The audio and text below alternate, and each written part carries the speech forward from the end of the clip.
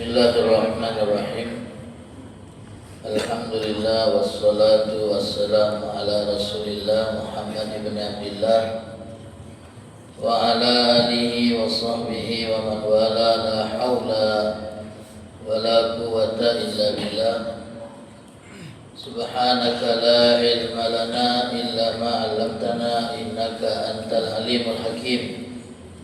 Rabbi shrah li sadri wa yassir li amri wahlul 'uqdatam min lisani yafqahu qawli wa saddid lisani wahdi qalbi bijahin nabiyyi wa alihi wa sahbihi. Allahumma aghnina bil ilm wa zayyina bil hilm wa akrimna bit taqwa wa jammilna bil afiyah. Allahumma 'allimna ma yanfa'una wanfa'na bima 'allamtana wa zidna ilman wa amalan wa fiqhan birahmatika wa judika ya arhamar rahimin. Hadirin wal hadirat wa jami'i talaba yang dirahmati oleh Allah, alhamdulillah, puji dan syukur kita panjatkan kehadirat Allah atas limpahan nikmat yang Allah karuniakan kepada kita. Salawat dan salam semoga tercurahkan kepada junjungan kita Nabi besar Muhammad sallallahu alaihi wasallam beserta keluarga, sahabat dan pengikut setia beliau sampai akhir zaman. Mudah-mudahan kita semua kelak akan mendapatkan syafaat dari Rasulullah sallallahu alaihi wasallam pada hari kiamat nanti. Amin ya rabbal alamin. Hadirin wal hadirat wa talaba yang dirahmati oleh Allah, melanjutkan pembacaan kitab Risalatul Muawanah yang ditulis oleh Al-Imam Abdullah bin Alawi bin Muhammad Al-Haddad rahimahullah wa nafa'ana bihi wa bi'ulumihi bid-dharain amin. Masih membahas bab tentang adab-adab keseharian kita. Pada pertemuan sebelumnya kita telah membaca keterangan dari Al-Imam Abdullah bin Alawi Al-Haddad tentang adab-adab tidur. Beliau mengatakan wala tata'awwad an-nauma 'alal furushil wati'ah. Jangan biasakan diri kita tidur di kasur yang empuk, karena hal itu akan mendorong kita untuk terlalu pulas dan nyenyak tidurnya. Kalau kita tidurnya terlalu pulas, terlalu nyenyak, akhirnya yang kita pun terlambat. Kita tak baca bangun malam untuk tahajud karena tidurnya terlalu nyenyak, sebab kasur yang kita gunakan terlalu nyaman, sehingga kita tidak sanggup untuk meninggalkan tempat yang membuat kita nyaman. Jadi kata Imam Haddad, aku jangan sering-sering tidur di kasur yang empuk. Bukan berarti tidak boleh, boleh, tapi jangan keseringan, sebab akan membuat kita terlalu nyenyak dan akhirnya kita telat untuk bangun malam. Kalau orang yang melewatkan bangun malam kalau tidurnya terlalu nyenyak, maka dia akan sedih di akhirat dan dia akan banyak menyesal saat melihat orang-orang yang bangun malam diberikan karunia oleh Allah pada hari kiamat, sementara dia banyak melewatkan waktu malamnya untuk tidur. Nabi SAW bersabda, pada hari kiamat nanti manusia akan dikumpulkan oleh Allah di satu tanah lapang yang sama, yaitu Ardul Mahsyar, yaitu padang mahsyar. Lalu akan ada yang menyeru dengan seruan, mana orang-orang yang dulu rela meninggalkan tempat tidurnya untuk berdiri menghadap Allah. Mana orang-orang yang dulu rela meninggalkan tempat tidurnya untuk berdiri menghadap Allah. Lalu bangunlah mereka, dan ternyata jumlah mereka itu sangat sedikit. Kemudian Allah memerintahkan mereka untuk masuk surga tanpa melewati proses hisab. Ahlul qiyam, wong yang rutin bangun malam untuk tahajud, itu masuk surganya melalui jalur tanpa hisab. Mudah-mudahan kita bisa termasuk dari golongan ini. Tapi kata Nabi dalam hadis tersebut, wa hum qalilun, dan mereka dikit jumlahnya. Jadi mereka dikit kalau dibanding dengan ratusan miliar jumlah manusia yang berkumpul di mahsyar. Kalau untuk santri, insya Allah mereka itu termasuk yang hampir setiap hari dibangunkan sebelum fajar. Kemudian ada kegiatan qiyam, yang rugi yang tak gagal bangun, yang susah bangun. Sementara yang lain sudah maju setengah juz, dia baru nak berangkat dari tempat tidur. Baru berangkat dari tempat tidur, malas juga nak ke kamar mandi. Setelah di kamar mandi, tidur lagi pula kadang. Biasa santri itu buat. Kemudian hadirin yang dirahmati oleh Allah wal hadirat, Nabi juga pernah bersabda menceritakan tentang pesan ibunya Nabi Sulaiman bin Dawud alaihissalam. Kata ibu Nabi Sulaiman, ya bunayya, wahai anakku, la tuksirin naum bil lail, jangan banyak tidur di waktu malam. Bapak ibu yang dirahmati oleh Allah, di mana kita nak nyari wong tua yang berpesan seperti ini kepada anaknya? Nak, jangan banyak tidur di malam hari. Fa inna man yakthurun naum bil lail, karena wong yang banyak tidur di malam hari akan datang pada hari kiamat dalam keadaan pakai amal. Di saat wong bangun di malam hari untuk tahajud sebagai upaya mengumpulkan bekal di akhirat, di sisi lain ada wong yang tidurnya pulasnya sampai tak terbangun, sehingga tak terkumpul bekal dia di akhirat berubah pahala tahajud. Pesan ibu Nabi Sulaiman kepada Sulaiman, anakku, jangan banyak tidur di malam hari, karena wong yang banyak tidur di malam hari akan datang pada hari kiamat dalam keadaan fakir amal. Tadi yang kami sebutkan Bapak Ibu, di mana kita mencari wong tua yang memberikan pesan seperti ini kepada anak-anaknya. Malah ada wong tua yang anaknya tidur lelap, dibiarkan sampai subuh pun kelewatan, dan wong tua tak merasa berdosa ketika anaknya tak dibangunkan untuk salat subuh. Ya toh dia juga tak sembahyang subuh. Jadi mak mano nak merintahkan anak bangun subuh, sementara wong tua itu dia tak bangun subuh. Nasallahu salama wal afiyah. Kata Al-Imam Ghazali, ketahuilah bahwasanya siang dan malam itu 24 jam.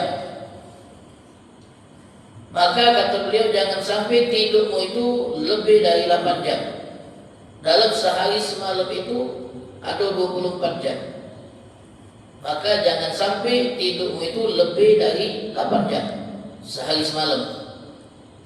Sebab kalau seandainya kau tidur sehari semalam itu 8 jam dan Allah berikan kepadamu umur 60 tahun, artinya kau telah menghabiskan 20 tahun hanya untuk tidur, akumulasinya. Kalau tiap hari kita tidur 8 jam dan kita punya umur 60 tahun, berarti kita telah menghabiskan umur kita selama 20 tahun untuk tidur. 20 tahun untuk tidur. Yang waktu kita tidur itu kalau tak pasang niat yang baik, katik pahala. Yang waktu kita tidur itu kalau seandainya kita tidak punya rencana-rencana yang baik, tak katik nilai sama sekali. Kedua baik. Padahal 20 tahun itu kalau kita gunakan untuk ibadat, Allah banyak pahala yang macam kita dapat. Tapi wong soleh walaupun tidurnya itu separuh umurnya itu untuk tidur atau sepertiga umurnya itu untuk tidur, tapi tidur mereka itu bernilai pahala. Kenapa? Karena tidurnya pakai niat. Tidur itu dengan niat yang baik. Jadi kata Imam Ghazali, kalau kita tidur sehari 8 jam dan kita berumur 60 tahun, berarti kita telah menyia-nyiakan 20 tahun umur kita. 20 tahun dari 60 itu sepertiga. Jadi yang benar-benar kita hidup itu cuma 40 tahun. Dari 40 tahun itu mana pula yang kita gunakan untuk ibadatnya? 8 jam juga untuk kerja, 20 tahun lagi. Tinggal 20 tahun. Makan, minum, nongkrong, 10 tahun, tinggal 10 tahun. Jadi memang umur kita ini kalau yang memang kita gunakan untuk ibadat sedikit sekali dibanding yang kita gunakan untuk kerja dan untuk istirahat. Kemudian dengan modal umur yang dikit ini, amal yang dikit ini pengen masuk surga selamanya. Ya Allah, pengen masuk surga selamanya pula. Tapi Allah Maha Baik, walaupun kita amalnya dikit, kalau Allah terima, Allah ridai, Allah masukkan kita surga selamanya. Ini kalau tidur itu 8 jam sehari semalam. Mana kalau ada orang tidurnya 10 jam sehari semalam, 30 tahun berarti dia tidur. Untungnya itu akumulasi dari umur dia. Bangsa dia tidur 30 tahun dalam satu waktu, kemudian tidurnya itu banyak mimpinya itu. Nah, ini yang dikatakan oleh Al-Imam Ghazali. Kemudian kata Imam Haddad, wa fin naum waqtal qailula ma'unatun ala qiyamul lail. Tidur siang itu salah satu faktor yang bisa membantu kita untuk bisa bangun tahajud. Tidur siang. Tidur siang itu bisa sebelum zuhur, sejam sebelum zuhur, zuhur bangun, atau sejam setelah zuhur. Jadi maksimal tidur siang itu sejam. Itu maksimalnya. Setengah jam itu sudah cukup. Tidur siang itu bisa membantu kita untuk bisa bangun malam. Karena waktu tidur malam yang pulas tadi sudah kita bagi di waktu siang. Sehingga kita baca bangun untuk tahajud. Maka kata Imam Haddad, hendaklah engkau melakukannya. Namun tidur di waktu siang sebelum zuhur atau boleh juga setelah zuhur namanya qailulah. Namanya qailulah, dan Nabi SAW melakukan tidur di waktu tersebut. Kenapa? Karena bisa membantu kita bangun malam tahajud. Wahdar, kata Imam Haddad, hati-hati, jangan kau tidur habis subuh. Ada satu yang tidur bangun kan? Jangan tidur habis subuh. Fa innahu yamna'u rizqa. Tidur habis subuh ngalangi dari rezeki. Jangan kita anggap rezeki itu materi baik. Tapi boleh jadi yang dimaksud rezeki yang sifatnya materi. Gagal tidur lewat bagi makanan. Itu tadi. Kalau nasihat untuk tua dulu baik, jangan tidur pagi nak. Pagi-pagi itu aktivitas, bangun, bekerja, supaya rezeki kita tidak dipatok ayam. Itu istilah baik. Tidak bu, ayamnya laku kandangi, tidak mungkin dipatok. Dia minta gulung dan sekarang. Tidur di waktu habis subuh itu bisa mencegah rezeki, keberkahannya. Karena Nabi berdoa secara khusus, Allahumma barik ummati fi bukuriha. Ya Allah, berkahi umatku di waktu pagi. Waktu pagi itu setelah subuh sampailah matahari terbit dan meninggi masuk duha. Berkah waktu itu. Waktu untuk aktivitas. Au ba'da salatil asri, jangan tidur habis asar. Ini waktu tidur yang tidak direkomendasikan. Waktu tidur yang dilarang. Jangan tidur habis asar. Fa innahu yurithul junun. Tidur habis asar itu akan mengganggu kejiwaan. Makanya kalau ada yang tidak habis asar itu kan kadang-kadang bangunnya langsung linglung ya. Kenapa tiba-tiba gelap? Biasa kan mau tidur itu malam, lemak bangunnya. Ini tidur habis asar, bangun dia. Dia berlaku ini, di mana waktu itu? Langsung linglung. Kalau tidur habis asar memang tidak dianjurkan. Kecuali kalau badan capek ni apa, tertidur tak apa-apa. Ini sengaja tidur, yang tak boleh itu sengaja ni ya. Kalau tertidur ngantuk itu tertidur, ya tak apa-apa. Habis subuh juga. Kalau seandainya ngantuk ni ya, apalagi mau masuk si malam, balik sebelum subuh, semayang subuh, atau lah beratnya, ya tidur ke. Yang tak boleh itu sengaja ni yang milih waktu itu untuk tidur. Kemudian yang ketiga, waktu yang kita dilarang untuk tidur sebelum sholat isya. Jadi habis maghrib, mata ngantuk, tahankan dulu, jangan tidur sebelum sholat isya. Fa innahu yurithul arid. Karena orang yang tidur sebelum isya itu akan mengganggu kenyenyaan tidur dia. Wong yang tidur sebelum isya biasanya tidak nyenyak, dan akhirnya membuat dia bangun dan begadang semalaman. Aku ini belum isya, akhirnya jam 10 bangun dia untuk isya. Nah setelah bangun untuk sholat isya biasanya susah tidur lagi sampai larut malam. Jadi 3 waktu yang kita tidak dianjurkan untuk tidur. Habis subuh sampai matahari terbit jangan tidur. Habis asar, kemudian habis sholat maghrib dan sebelum sholat isya. Nah sekarang Imam Haddad bercerita tentang masalah mimpi. Wa idza ra'aita fi manamika ma yasurru min ar-ru'ya. Kalau kau melihat di dalam mimpimu apa yang mengembirakan, mimpi bagus, mimpi-mimpi baik. Ana mimpi Ustaz pergi ke Mekah, tengok Kaabah, tawaf, sa'i, tahallul, terbangun. Alangkah nikmatnya mimpi pergi haji, mimpi ke Mekah. Ini mimpi bagus.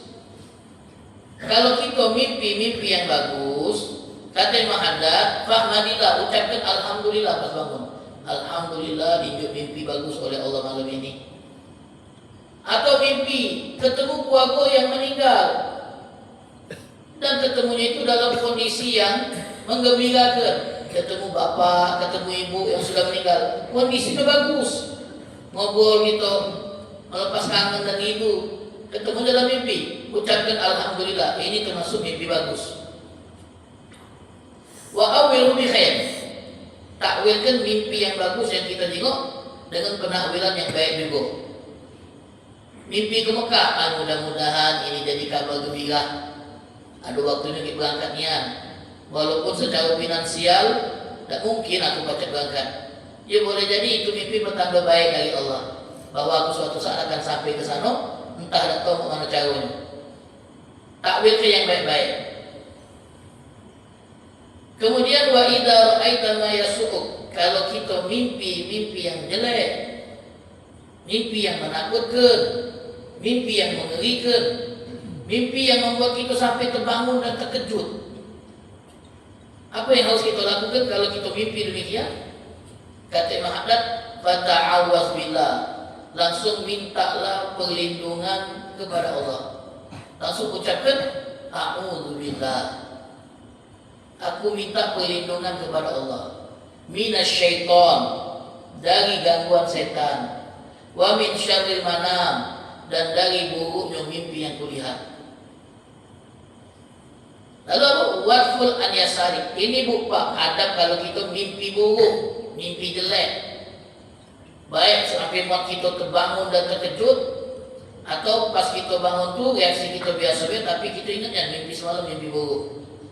Langsung ta'awuz, a'udzubillahi minasyaiton wa min syarril manam, dan dari buruknya mimpi. Kemudian waqful an yasarik, beludah ke sebelah kiri 3 kali. Beludah, tapi jangan ludah betulnya. Apalagi sebelah ada kawan, bangun juga kayak dia. Main dia. Jadi main dia, atau tiup, dalam riwayat tiup boleh juga. Sebelah kiri 3 kali, itu cara Nabi SAW untuk musik setan yang ganggu kita dalam tidur tadi. Karena kata Nabi, mimpi buruk itu dari setan, untuk nebak teror biar kita takut, untuk nakut-nakuti kita, seakan-akan yang kita jenguk dalam mimpi bakal terjadi niat di dunia nyata.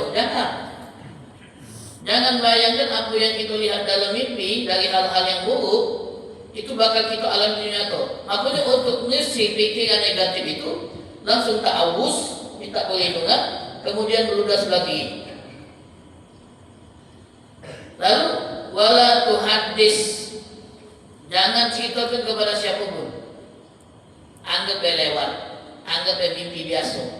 Tak usah kita bawa sampai ke alam sadar kita. Jangan ceritakan, anggap tak pernah kita tengok hal tersebut dalam mimpi kita. Kemudian ubah posisi tidur. Ubah posisi tidur itu. Kalau kita tadi ngadep kanan, kita balik kepala kita ngadep sebelah lain. Tafaulan. Hati tafaulan itu ngambil energi positif, biar kita tidak merasa terganggu dengan apa yang kita tengok tadi. Pindah posisi tidur. Ma'asyiral hadirin, yang dirahmati oleh Allah Subhanahu wa Ta'ala. Kalau memang sampai kita terkejut dan terbangunnya, akan lebih bagus lagi. Selain kita ta'awuz, kemudian berludah lagi 3 kali, kita bangun ambil wuduk, kemudian sholat 2 rakaat. Itu akan lebih bagus lagi. Tapi kalau kita masih ngantuk berat dan sukar untuk bangun, jadi cukup baca ta'awuz, berludah 3 kali sebelah kiri, kemudian ubah posisi tidur. Besok tak perlu cerita tentang apa yang kita lihat dalam mimpi. Ustaz, kami mimpi Ustaz ketemu dengan kawan kami Ustaz di alam kubur. Wah, tersiksanya dia. Dah jangan cerita sama siapa-siapa, apalagi keluarganya. Anggap itu tak terjadi. Ya, tak usah dipikirkan. Apalagi kalau kita ni keluarga kita, bapak ibu kita, anggap itu tak terjadi. Jangan terganggu dengan mimpi-mimpi buruk. Mimpi ini hadirin walayat, kadang-kadang memang awak pesan. Maka kata Nabi SAW, tidak tersisa setelah beliau wafat hal-hal gaib itu kecuali yang kita tengok melalui mimpi. Kadang memang mimpi itu berisi pesan, Pak. Kadang kabar gembira yang bakal kita temui ke depan. Ada orang 5 tahun belum hamil, berusaha. Suatu malam dia bermimpi, yang mimpinya itu jelas bahwa dia mengandung anak. Bisa jadi ini mubasyirat. Abu Basyirat, kabar gembira dari Allah bahwa ke depan dia akan Allah titipkan anak. Ini jelasnya ini. Dia mimpi mengandung anak, padahal dia belum punya anak setelah 5 tahun nikah. Akhirnya dia bangun berpikir positif bahwa Allah akan titipkan anak. Akhirnya dapatnya. Ini mubasyirat. Kadang-kadang mimpi itu juga berisi peringatan, namanya bundirat. Peringatan agar kita hati-hati bahwa mungkin ada hal buruk yang bakal terjadi ke depan. Kita berencana nak berangkat, lama nak pindah tempat, nak ngalih rumah, tapi kita tengok dalam mimpi kita bahwasanya kita ada di tempat yang baru dan kita kenal, dan kita mengalami hal-hal yang tidak kita inginkan. Oh, ternyata ini pesan dari Allah mengingatkan kita agar tak pindah. Namun ini sifatnya tidak pasti kalau masih mimpi. Boleh jadi memang itu mengandung pesan dari Allah, boleh jadi tidak, hanya sekedar kembang tidur. Masyaallah hadirin, ada seorang wanita mimpi lakinya ini lagi keluar kota untuk urusan dagang. Zaman Nabi ini lakinya di luar kota untuk urusan dagang, dan dia lagi hamil, lagi mengandung anak dari suaminya. Mimpi buruk dia. Dia mimpi salah satu tiang rumahnya patah. Dan dia mimpi melahirkan anak yang matanya itu, mohon maaf, buta sebelah, belong. Dia juga anaknya itu lahir, padahal dia lagi ngandung. Anaknya lahir dalam keadaan matanya belong. Guguplah. Kebenaran suami lagi di luar kota dan posisi lagi hamil. Makin mimpi yang aneh dulu, tiang rumah patah. Kan isyarat penopang rumah itu untuk hal ekonomi suami. Jadi pikiran dia ini langsung ke hal yang negatif. Jangan-jangan terjadi sesuatu dengan suami aku di luar kota itu. Anak yang lahir belong itu juga membuat dia takut bakal melahirkan anak cacat. Dan zaman itu Nabi masih hidup. Dia tanya langsung ke Nabi. Jadi kalau kita mimpi buruk kan tadi kamu jangan cerita. Tapi kalau kita masih dihantui rasa takut dengan apa yang kita tengok, dan buat kita harus bertanya tentang apa maksud mimpi itu, silakan kita cerita. Tapi ceritalah dengan wong yang pas, dengan wong yang tepat, dengan wong yang tidak nambah kita jadi takut. Lagi cerita dengan kawan yang tak pas dulu, tambah takut ini. Nah, hati kau hati. Aku mimpi cetuk ulo, aku mimpi gigi aku patah. Berarti akan ada yang meninggal yang gotak gua. Itu boleh. Kalau kita mimpi gigi patah, takwilnya itu. Sebenarnya Pak, takwil itu tak pasti Pak. Tidak mimpi itu takwilnya itu lalu. Mimpi itu lo kita bakal mati. Mimpi gua mati panjang umur. Dari mana? Aku mimpi, waktu aku mati padahal masih muda, umur masih panjang. Oh, kata yang sok tahu tadi, berarti bakal panjang ngomong tua kamu. Takwil mimpi ini keahlian yang cuma Allah berikan kepada orang tertentu. Tidak semua orang pacak takwil mimpi. Jadi dia datang ke Nabi ibu tadi. Ceritalah, ya Rasulullah, suami aku lagi di luar kota dan aku lagi mengandung. Aku mimpi salah satu tiang rumah aku patah dan aku melahirkan anak yang cacat matanya buta sebelah. Kata Nabi, baik mimpi itu. Suamimu akan pulang dengan selamat dan anakmu akan lahir dalam keadaan normal dan dia akan jadi anak yang bakti dan soleh. Mesakkan hati orang, balik senyum. Balik senyum kok tadi. Tapi mimpinya berulang. Gugup lagi dia. Mimpinya ulang. Akhirnya datang lagi nak nanya ke soal mimpi ini kepada Nabi. Kebenaran Nabi lagi tidak di rumah. Ketemulah Aisyah, istri beliau. Ditanyalah kepada Aisyah, wahai Aisyah, aku mimpi tiang rumahku patah dan aku melahirkan bayi dalam keadaan buta sebelah. Siti Aisyah menjawabnya seperti ini, berarti suamimu bakal meninggal dan anakmu jadi anak durhaka. Wah, amat kejut kan? Ibu ini meresau, nangis. Tak beda itu. Pas Nabi balik, tahulah Nabi cerita itu, Pak. Ngomonglah Nabi sama Aisyah, wahai Aisyah, kalau nak mentakwilkan mimpi itu takwilkan yang baik-baik. Nah ini penting. Fa inna ru'ya takunu bima yu'abbaruha sahibuha. Karena mimpi itu secara umum akan terjadi sesuai dengan cara orang mentakwilnya dan mentakwilnya. Kalau ditakwilkan jelek, jelek yang terjadi. Kalau ditakwilkan bagus, bagus yang terjadi. Nabi tadi nakwilkannya dengan cara yang bagus. Balik suami kau dan kau akan melahirkan anak yang bakal jadi anak yang bakti dan soleh. Kalau ditakwilkan baik, baik. Kalau ditakwilkan jelek, jelek. Makanya tadi kita kalau nak nanya takwil mimpi, nanyalah dengan yang ahli. Biar takwilnya itu tidak nambah kita takut. Aku mimpi gigi aku patah kalau kau akan hidup sendirian, kau mati kalau. Kecuali kalau kau dalam mimpi itu masang gigi palsu. Macam bebang. Awal kendak dia kan? Mana baca? Di antara ulama yang terkenal sebagai ahli dalam takbir mimpi itu Muhammad bin Sirin. Oh, terkenalnya ahli takbir. Beliau mengingatkan orang-orang yang minta takbir mimpi sama beliau. Ingat, aku mentakbir ini berdasarkan zon, berdasarkan dugaan, bukan kepastian. Kalau pun tepat, berarti itu karena Allah yang menghendaki. Kalau tidak juga, ya memang berdasarkan dugaan, bisa salah, bisa tepat. Itu orang yang ahli Muhammad bin Sirin. Kadang Bapak Ibu, mimpinya sama, tapi kalau yang ngalaminya beda, jadi beda takwil, beda penjelasan. Mimpinya sama, wong yang mimpinya beda, beda pula penakwilannya. Ada orang datang kepada Muhammad bin Sirin. Kemudian dia ngomong, ini aku mimpi, aku mengandangkan azan.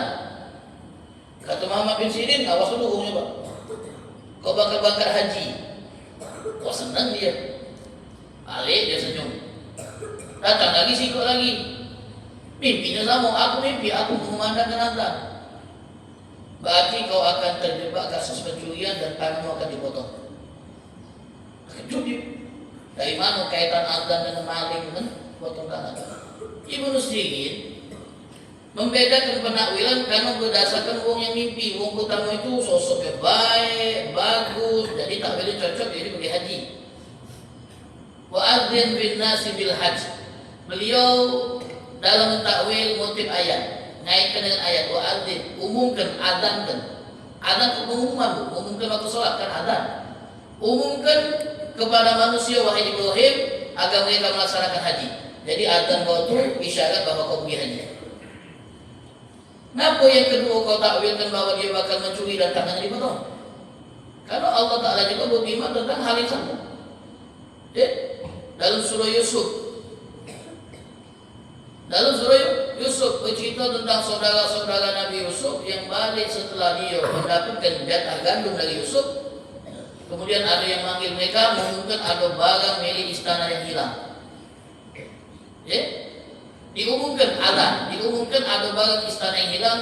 Salah satu di antara kalian pasti yang mencurinya. Nah, berarti kau ini bakal mencuri dan tangan akan dipotong. Dan itu praduga. Terjadi apa tidak? Tergantung dengan ketetapan Allah juga. Hasan Basri rahimahullah, mimpi yang membuat beliau bangunnya gelisah. Apa yang beliau lihat dalam mimpi? Beliau mimpi tidak berpakaian sama sekali, berdiri di tempat pembuangan sampah, tidak berbaju, cak menggilo, berdirinya di tempat sampah dulu, sambil nyekel kayu, ngusir ibu yang lewat-lewat. Kalau dia lewat, diusirnya. Bangun terkejut, ya Allah, mimpi apa ini? Tak berbaju, palak tempat sampah, awak tongkat dulu. Cak, tinggal aku, stres. Bertanyalah dengan Muhammad bin Sirin. Bertanya dengan Muhammad bin Sirin tentang takwil mimpi itu. Oh, adapun makna dari kau tak berpakaian, artinya kau sudah melepaskan ketergantungan dengan dunia dalam hatimu. Kau tak lagi tertarik dengan yang namanya dunia. Mama itu asal Basri itu. Nah, jenisnya cerita akhirat itulah, tak pernah cerita dunia. Adapun tempat sampah dan engkau menghalau yang lewat, kalau kau tiap ceramah selalu ngajak manusia itu untuk menjauhi cinta dunia. Sampai itu dunia, wong yang lewat nak kau jauhkan dari cinta dunia. Itulah kau, wahai Hasan Basri. Oh, tenanglah dia, Pak. Setelah tahu takwil mimpinya. Ada orang buat mimpi, datang kepada Sufyan Ats-Tsauri. Wahai Sufyan, aku mimpi nengok ada si orang naik ke Ka'bah, kemudian memandangkan azan. Apalah takwilannya? Oh, kalau memang mimpi kau itu benar, berarti orang yang kau lihat itu akan diangkat oleh Allah namanya dan derajatnya. Lalu orang tadi ngomong, nah yang aku tengok itu kau. Langsung tertunduk, dia malu. Langsung tak pantas untuk dapat derajat itu. Kalau tahu yang dia mimpikan itu adalah beliau, pasti beliau tak mentakwilkan itu. Jadi takwil itu macam-macam. Intinya kalau kita mimpi buruk, tak usah cerita. Kalau kita tak tenang, kecuali dengan menceritakan, ceritakanlah dengan uang yang tepat. Bahkan mimpi baik pun, mimpi yang mubasyirat, mimpi yang bawa kabar gembira, itu kalau kita nak cerita, ceritalah dengan uang yang tidak iri kalau dengar cerita itu dari kita. Ini mimpi, ceritanya di Facebook, jangan. Mimpi, dibuat di status. Aku mimpi masuk surga, keliling ke kamar-kamarnya. Wah, ya. Nah, mimpi itu kalau cerita dengan wong tertentu ya, dengan guru, dengan wong tua, bahkan dengan dulu dewek, tidak dianjurkan cerita dengan saudara dewek, tidak dianjurkan. Belajar dari kisah Yusuf. Ini ra'aitu ahada asyara kaukaban wasyamsa wal qamara ra'aitu lisajidin. Kata Yusuf kepada ayahnya, aku mimpi melihat ada 11 bintang, 1 bulan dan 1 matahari sujud kepadaku. Apa kata bapaknya? La taksus ru'yaka ala ikhwati. Jangan ceritakan mimpi ini sama dulu-dulu kau. Apa? Karena manusia kalau nengok kelebihan itu biasa iri. Kalau iri kadang mau akan yang jelek-jelek. Kalau iri kadang mau jangan cerita. Santri mimpi yang bagus-bagus, cerita sama ustaz. Tak usah cerita sama kawan. Kita juga buat mimpi yang bagus, cerita sama orang yang kita anggap kalau dengar cerita itu mereka senang. Bukan jadi diri, bukan tak senang dengan cerita itu. Jadi mimpi itu kata ulama ada 3 berdasarkan hadis Nabi. Yang pertama dari Allah, Pak, mimpi yang baik tadi, Pak, mimpi yang bagus-bagus. Nah, biasanya kita bisa mimpi yang bagus itu, satu, kalau kita menerapkan adab dalam tidur, tidurnya pakai wudu, menghadap kiblat, berbacuan, mimpi bagus, maka ini dari Allah. Bawa kabar gembira. Kata Nabi SAW, di akhir zaman hampir-hampir mimpi yang dilihat oleh wong yang mana mimpi itu mimpi baik, tidak meleset dari kenyataannya. Ada orang mimpinya itu tentang apa yang bakal terjadi ke depan, dan dia orang baik, maka yang dia jenguk dalam mimpi itu tidak bakal meleset. di akhir zaman. Nah, siapa pak wong yang kalau mimpi tidak bakal meleset? Itu wong yang kalau ngomong selalu berkata jujur. Wong yang selalu jujur dalam perbuatan dan perkataannya, kalau mimpi pasti mimpinya benar. Tak mungkin mimpi yang jelek. Mimpi yang fakta, mimpi yang bakal jadi nyato. Sebab apa? Dia di dunia nyato, nyago ucapannya selalu jujur dan makannya juga yang halal, maka mimpinya itu biasa mimpi yang tepat. Kemudian yang kedua, mimpi yang merupakan teror dari setan tadi. Namanya mimpi buruk, biasanya datang dari setan untuk mengganggu ketenangan kita, untuk mengganggu kedamaian kita, sehingga diterornya kita lewat mimpi-mimpi yang jelek. Kemudian yang ketiga, mimpi yang merupakan bunga tidur baik. Mimpi yang biasanya karena bawaan apa yang kita pikirkan sebelum tidur. Sebelum tidur kita mikirkan sesuatu, akhirnya terbawa dalam mimpi. Nah, ini namanya mimpi yang sekedar bunga tidur. Itu yang dikatakan oleh Rasulullah Sallallahu Alaihi Wasallam. Intinya dalam persoalan mimpi, kalau mimpi baik, ucapkan alhamdulillah, ceritakan kepada orang yang benar-benar tulus mencintai kita. Kalau mimpi buruk, ucapkan a'udzubillah, beludah 3 kali ke kiri, kemudian pindah posisi duduk, tak perlu kita ceritakan dan tak perlu takut dengan pesan apa yang ada dalam mimpi tersebut. Mudah-mudahan Allah Subhanahu wa taala jadikan kita termasuk orang-orang yang kalau bermimpi, mimpinya itu mimpi yang mubasyirat, mimpi yang bawa kabar-kabar gembira buat kita di kedepannya. Amin ya rabbal alamin. Mungkin ini yang bisa kami sampaikan. Insyaallah pada pertemuan berikutnya kita akan membahas adab-adab ketika makan. Wallahu a'lam bishawab. Bismillahirrahmanirrahim. Ya Rabbana ta'arafna bi annana ta'arafna wa annana asrafna ala laqad ashrafna fatub alaina تغسل لكل حوبا واستر لنا العورات وآمن الروعات واغفر لوالدينا ربي ومولودينا والآل والإخوان وسائر الخلان وكل ذي محبة أو جيرة أو صحبة والمسلمين أجمع آمين ربي اسمع فضلا وجودا من نال باكتساب منا بالمصطفى الرسول نحظى بكل سول بالمصطفى الرسول نحظى بكل سول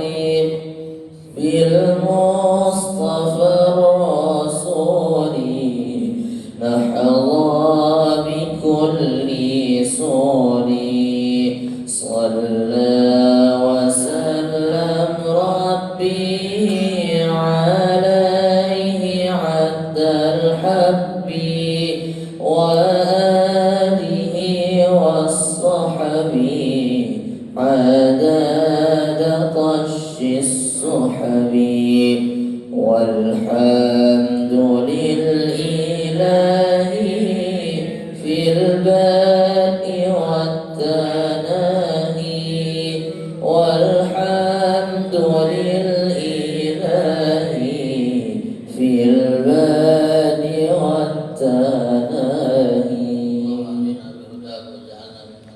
وفي رضاك ولا تولنا وليا سواك ولا تجعلنا ممن خالف أمرك وعصى وحسبنا الله ونعم الوكيل لا حول ولا قوة إلا بالله العلي العظيم صلى الله على سيدنا محمد النبي الأمي وعلى آله وصحبه وسلم الحمد لله رب العالمين.